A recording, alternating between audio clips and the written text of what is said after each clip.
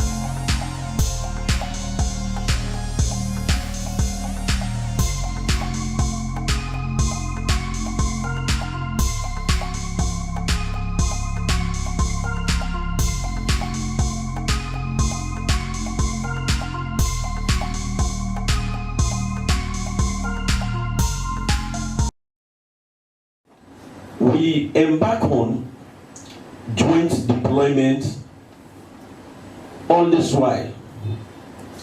As I talk right now, in strategic locations within the city and out of the city, we see reason for we do covert deployment. In final say, even though they're on covert, but then they on maximum preparedness for render security service to this nation when duty calls.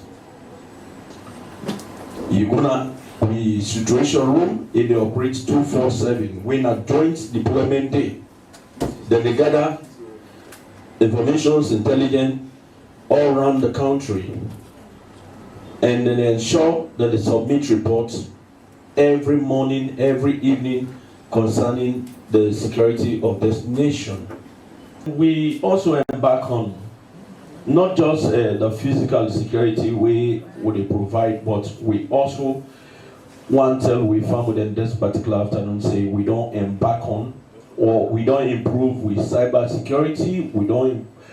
You talk about monitoring of communication, and we don't put cameras now certain inside and what we feel say very much necessary to this nation. My 38 as a case study. And some of the things that we don't actually put in place, and we assure family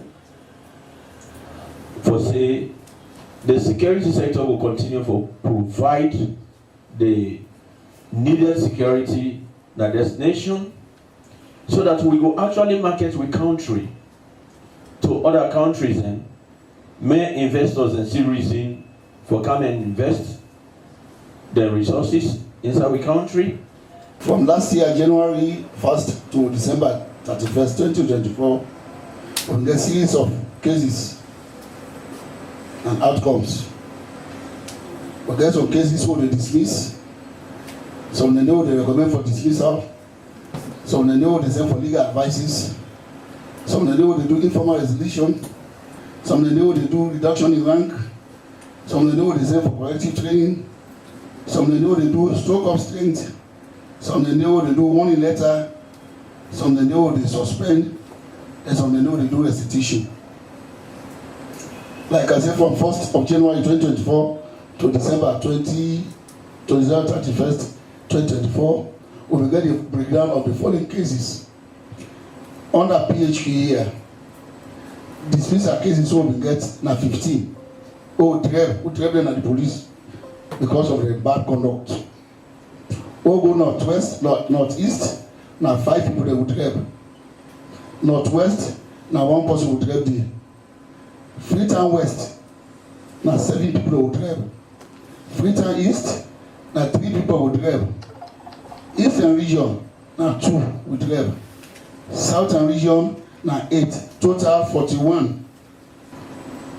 Under the same January 1 to December 31st, 2024, we recommend the following numbers for dismissal. Under police headquarters here, we get 23 who we don't recommend for dismissal. Northeast, we get 3. Northwest, we get 4. Freetown West, we get 5. Freetown East, we get 7. Eastern region, we get 4. Southern region, we get 6. Totally 52. And we don't recommend for dismissal. Quarters here, we get 11 waiting for legal advice. Northeast, we get 10. Northwest, we get 3. Freetown West, we get 11. Freetown East, we get 13. Eastern region, we get 9. Southern region, we get 61. The cases, we don't send them for legal advices. 4 individuals: Abdul Momoja, a motorcycle rider; Daniel Kamara, a laborer; Zainab Kamara, a businesswoman; and Thomas Lahaika, who is unemployed, have been charged with multiple drug-related offenses.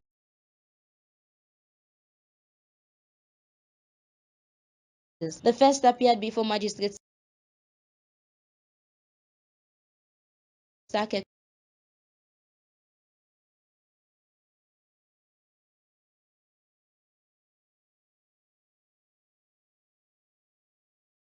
Kura at Spanemba Road Court number 1 in Freetown. The charges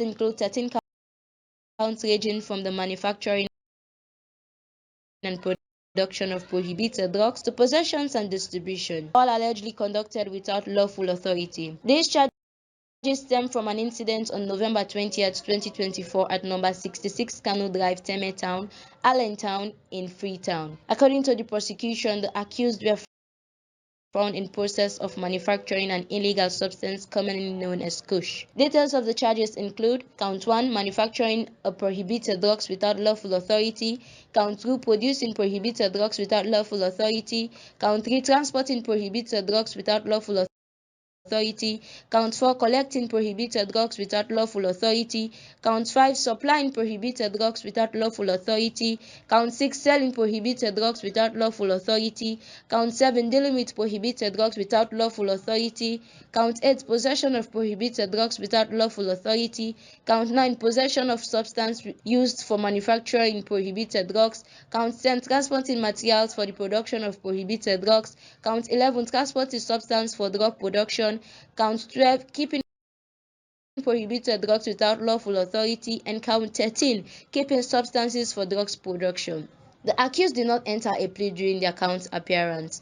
The defendant did not enter a plea during their count appearance. Defense counsel I.A. Kamara appealed for bail on their behalf, arguing that the accused are residents of Freetown with fixed addresses and are not fleet risk. He assured the court that they would attend all hearings if granted bail, supported by the reliable sources willing to vouch for them. However, Magistrate Kekua denied the bail application, citing the seriousness of the charges. The case has been adjourned to January 14, 2024 for further hearing. For Incisive TV Court Update, I am Alimatu Kabo reporting in Freetown.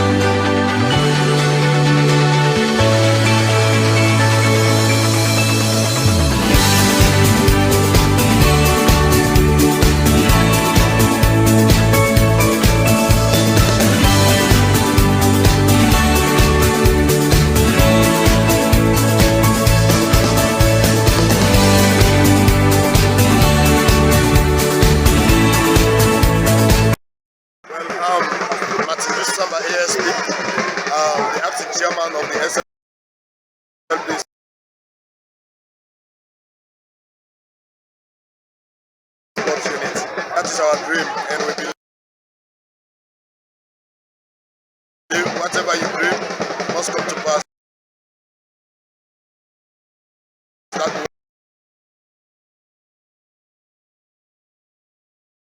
we are working towards it, and we believe that we have to.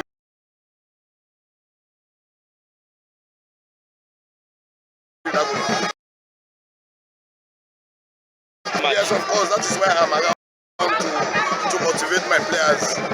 Well, the future plan is that we are putting a lot of things in place so that our future will be brighter, especially the SFP football and the sports unit. Of course, the EMB, they don't talk what they do, but they talk what they do, and they have already proved it.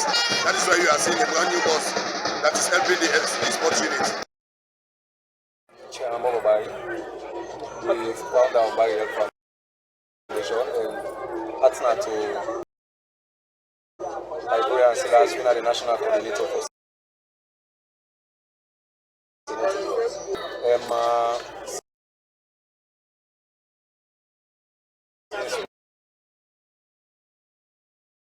don't start this fight for the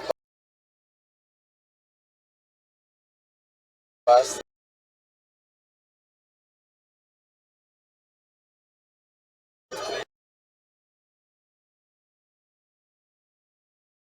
Yeah,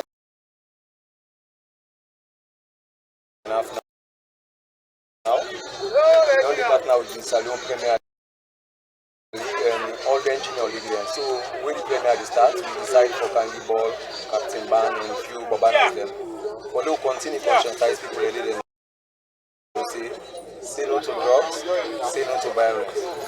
If you say no to just the football, who took out the captain ban, so I believe the captain has put somebody. We could tell the player, they say, hello, refrain from this in order for every.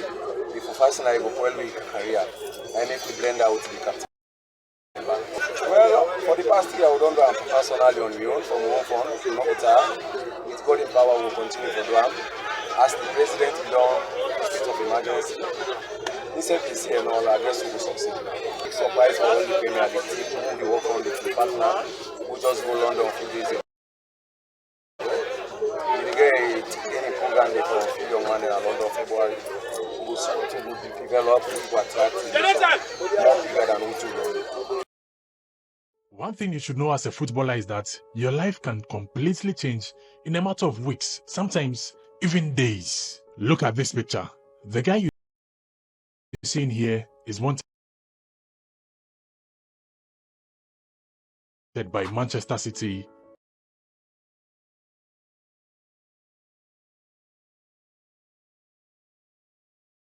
wanted by Inter Milan, wanted by Everton, and many more clubs.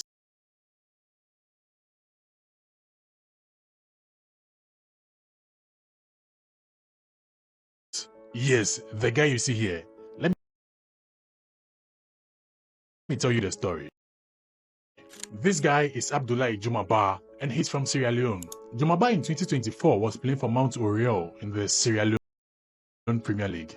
His team were not even part of the top teams in the country. In fact, they finished 11th in the league last season. But in 2024, Juma was scouted by Real Valladolid in Spain, and by August of the same year, they signed him. Because he came from Sierra Leone, he had to first train with the B team, but in less than a month, Jumaba was starting his first game for Valladolid against Real Sociedad in the Spanish La Liga. He commanded his position with performances like this, where opponents just couldn't dribble past him, or times like this, when he was so composed playing from the back. And after playing 14 games in Spain after 4 months, he has clubs like Manchester City, Inter Milan, Everton, Arsenal, all chasing to sign him. The boy from Sierra Leone, who was hustling to make ends meet,